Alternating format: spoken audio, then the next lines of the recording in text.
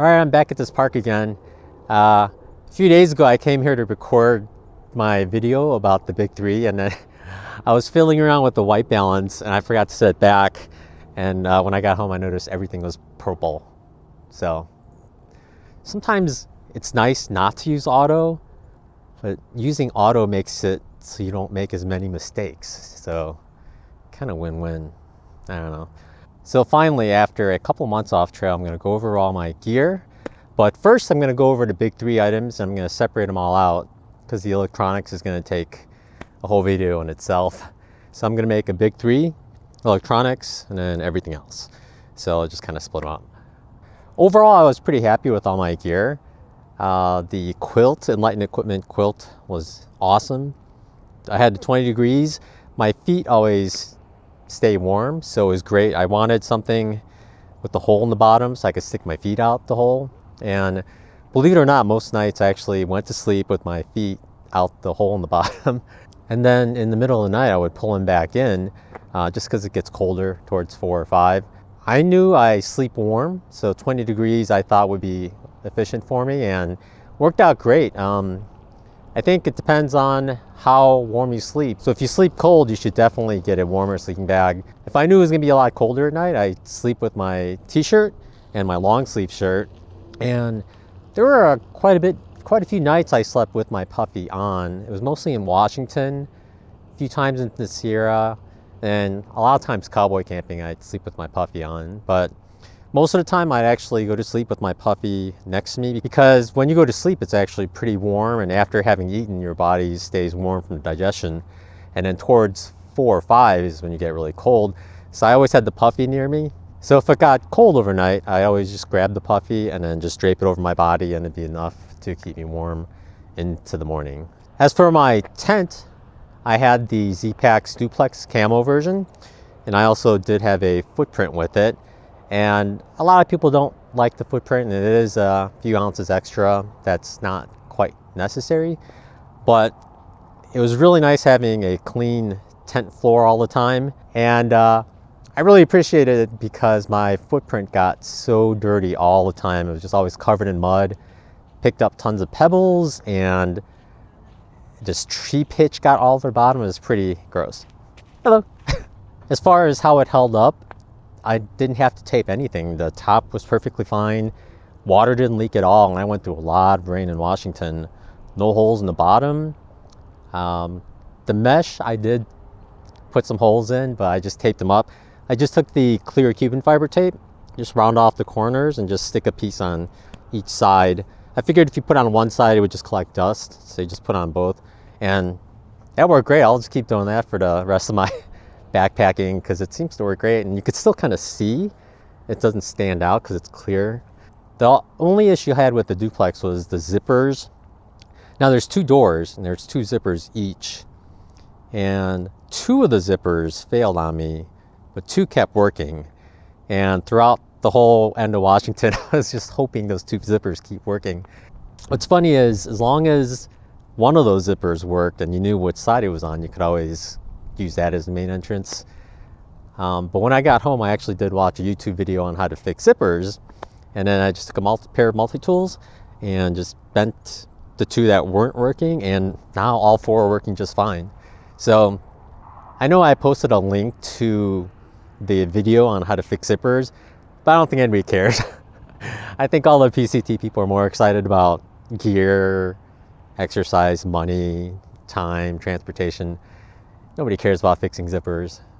What's so important? There are so many people that had zipper issues on trail, even midway. I met one girl in North California. She was hiking it because she saw a wild. But anyway, she actually, her zippers failed on her Duplex pretty early, and she used safety pins to hold them up, which that's not good. But if you find someone with the multi-tool, you gotta fix it all up. Now, when I find a good campsite, I'd lay my footprint out, and what I would do is I would move it around. So as long as there's like a body length that's flat, you could sleep there. And if there's like a dip on the side, you don't have to worry about it because you only care about where you're gonna be lying. So you don't have to find this huge flat area, because that's one of the bad things about a Duplex. It takes up a lot of space, and then when you account for the guy lines, that's a couple of feet each corner extra, plus the vestibules. The duplex takes quite a bit of space, but you just got to find a flat enough space for your body, and then rest could be whatever. So that's a little bit of advice I guess I can give. And continuing with that, there are a bunch of times where I only found small sites, so I actually had to tie a corner onto a branch or a log, or the pitch was way off. So there are a few times I wish I had a smaller tent, maybe a freestanding one where you don't have to pitch the guy lines out so far in the corners. But overall, I thought the tent worked great. Just take care of it and it's gonna work out well for you. Now, one thing I always did is when I found a campsite, I'd find out which direction the wind was going, and on the vestibules, on one side the flaps overlap the other two, so I'd always try to put the overlapping part into the wind, so when the wind blows it would just kind of go over. And almost all the time I did that. There are a few times where I turned it though, so the vestibules would catch the wind, and that will help get wind through the tent. If you're worried about condensation and it's not so cold and it's not going to rain, it's not so bad. Even if you close all the 4 doors, and if the two doors are facing the wind and the wind catches into it, it doesn't blow mist in, but it could if it's really windy. But there weren't any really super windy rainstorms when I went through. It was mostly just straight down, a lot of straight down. Now with the duplex, I brought 6 titanium shepherd hook stakes, 4 for the corners and 2 for the ends that kind of lift up the ends up a little. And I brought 2 MSR groundhogs and for the vestibules, because vestibules get a lot of pressure because the poles just want to pull in, and if one of the poles falls in and it's raining, it's going to come through. So you want to make sure, like, the corners aren't so bad because you can kind of put stuff in the corners and it'll hold it down, but if one of the vestibules falls over, your pole's going over. So you want to lock those down.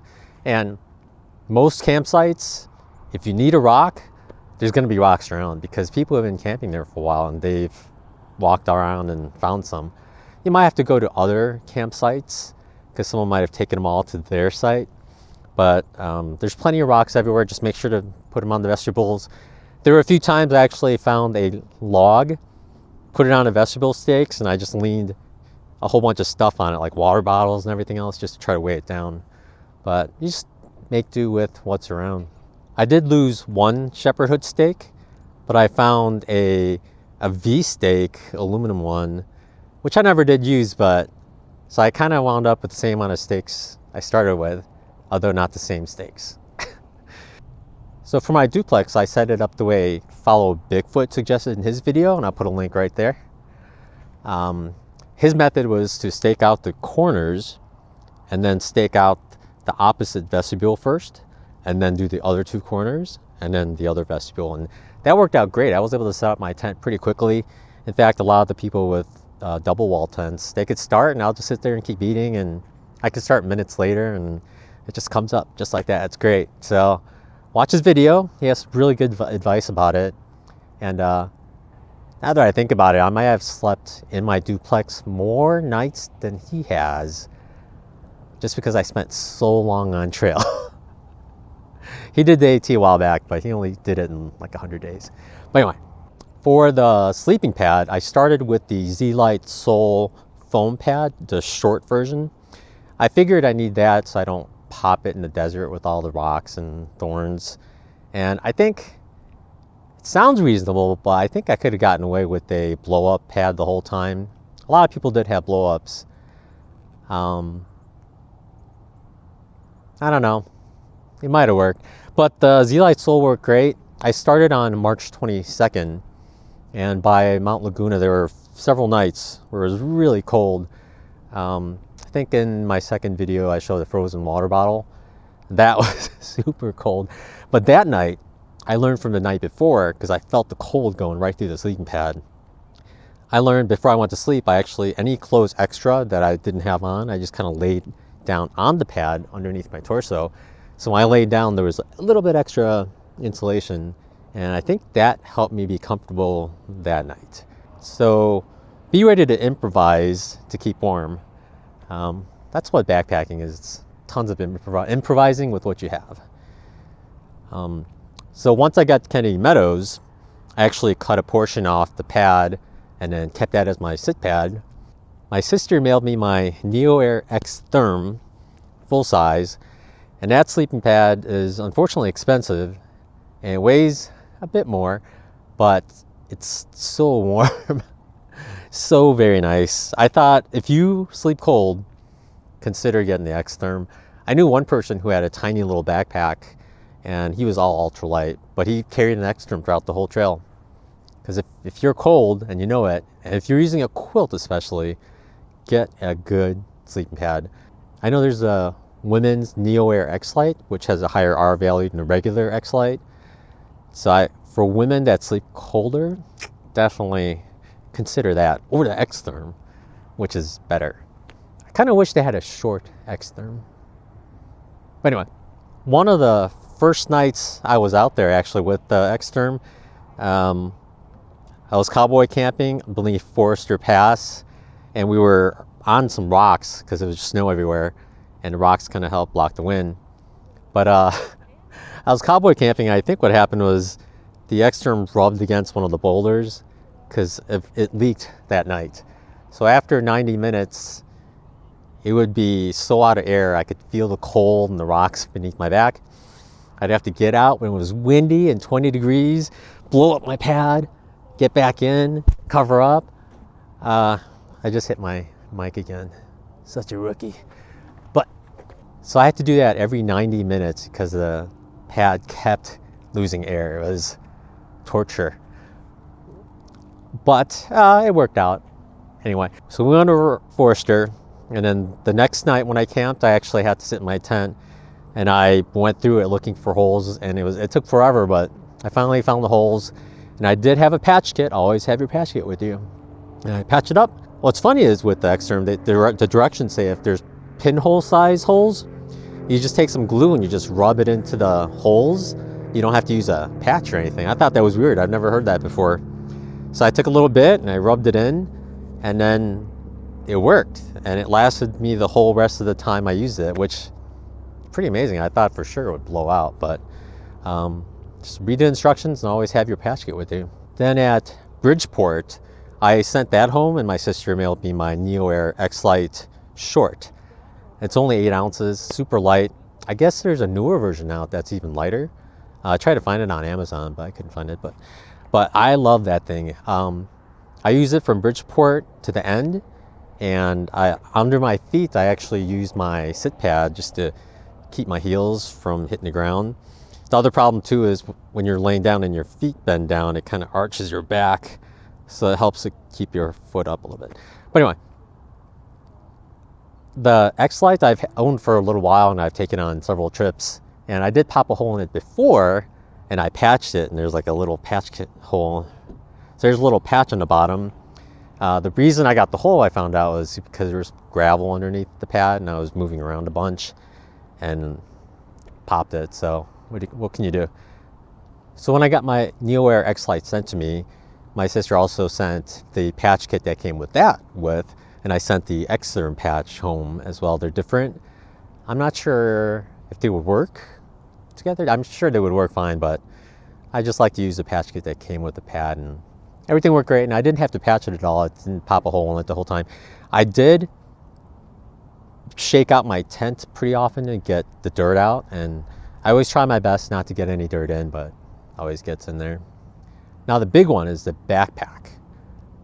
I started with the ZPacks Arcall, and I've used it in other trips before, and I bought it in mid-2017 so I could test it out before the 2018 through hike, and I didn't wear it down at all, really.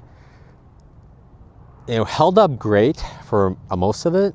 The big issues I started to have was at one point I noticed the attachment point to the backpack and the arc mesh part.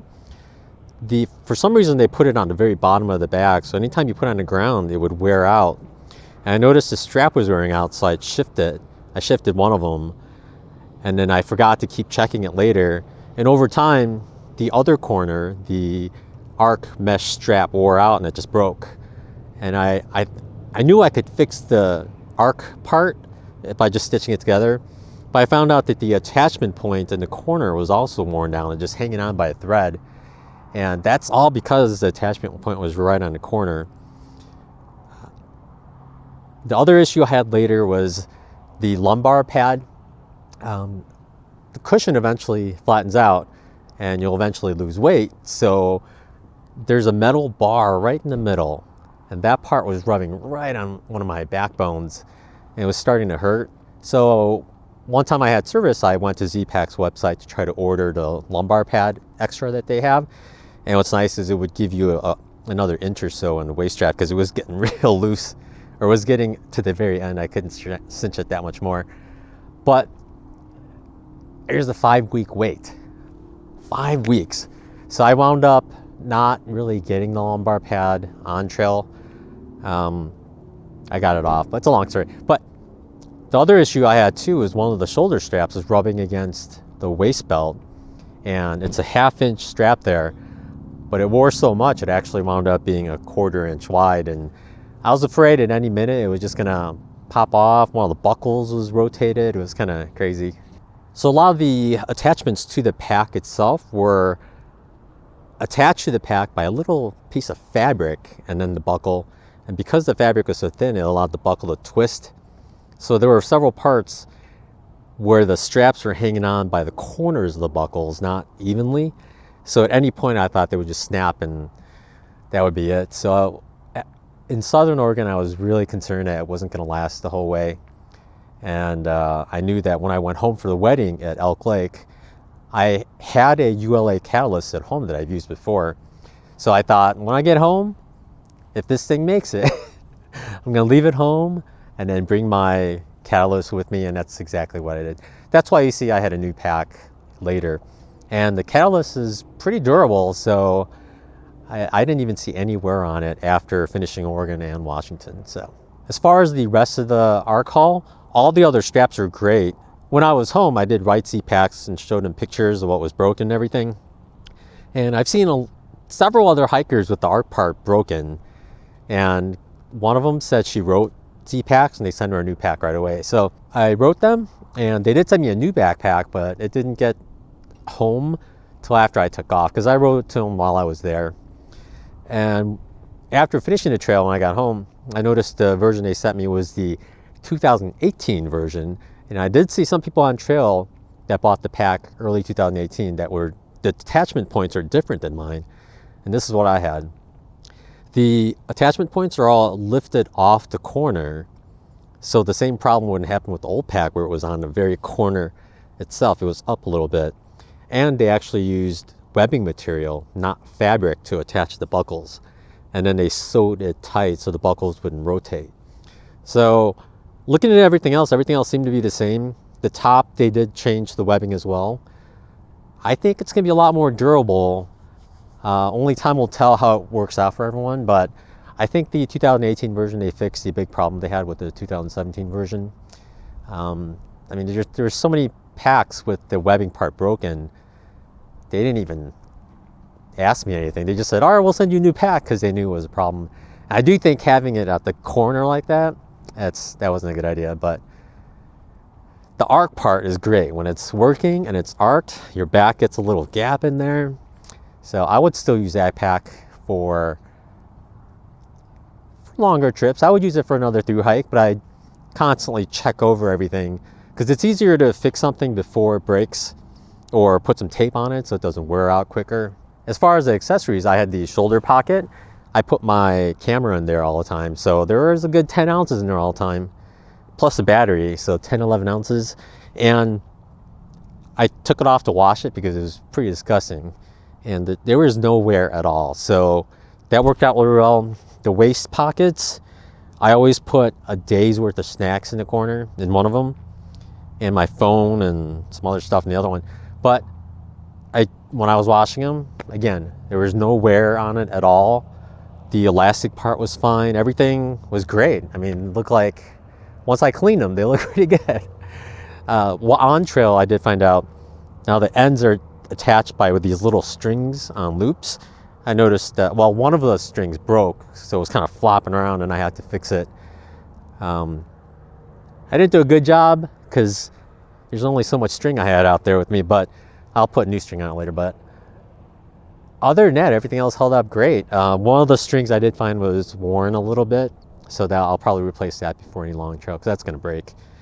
But yeah, it worked out great. And on my arc haul, I had the webbing packs on the top part. They're super light. They don't really add much weight, and it's great to put wet stuff there. Like I always put my footprint in my water filter and then accessories there, the CNOC bag. And it's great so you don't accidentally drip stuff into your pack. They also held up really well. No wear at all. They didn't wear down on any of the straps. Attachment points to the packs, they didn't wear down. So overall, I would still recommend it. In fact, with the 2018 version, I think the arc haul is pretty good. If you are gonna go not ultralight, but lighter, it's a good pack. Now the Catalyst is rated for much more weight. I believe it's rated up to 40 pounds, and it's comfortable. When you cinch it on, it's really comfortable. There are several times, was it North Oregon, where I had to carry 5 liters of water and barely felt it. Like it just, all that foam. It's a pretty nice backpack, but it's bigger than most people would need for a through hike, and it's a little heavier. If I had to buy a ULA for a through hike, I would go with the Circuit or Ohm. Catalyst, maybe. One of the key reasons for getting the Catalyst is if you want to put your bear canister inside, because there's a lot more foam in there and it's a lot wider, so you can just drop it in there sideways and the foam will keep the round part, the convex part of the can, from rubbing into your back too much. So, and that's that. Overall, the gear held up great and I was pretty happy, but I try to be gentle with my gear. I like getting a footprint and everything. I try not to drag my pack. I didn't sit on my pack. I was gentle with my sleeping pads. Take care of your gear and your gear will take care of you, right? Sun's right over there. It's been in my face the whole time. I guess that's it. So I'll put links to all the gear I have down below. I'll make affiliate links for the sleeping pads because I bought them all from Amazon, really. X-Therm, expensive, but so nice. The Z-Lite soles, they're great, but consider changing them out before hitting Washington, because the more you use them, the flatter they get and the colder they get, and you're going to want that extra warmth when you hit Washington if you're slower and you get there in late September. I guess if you get there in August, it doesn't really matter. I guess that's it. So if you got anything out of this video, please like and subscribe and other stuff. So I'll still have 2 more parts of this post PCT gear overview. So the electronics I'll probably just do last because that's gonna be the most boring for most people, I think. Unless you're gonna vlog, and I think you might find it really interesting. And I'll go over everything else, like my clothes and accessories I had and everything else in this second one. All right, take care. And to all those doing it 2019, have a lot of fun. I'm really excited for you.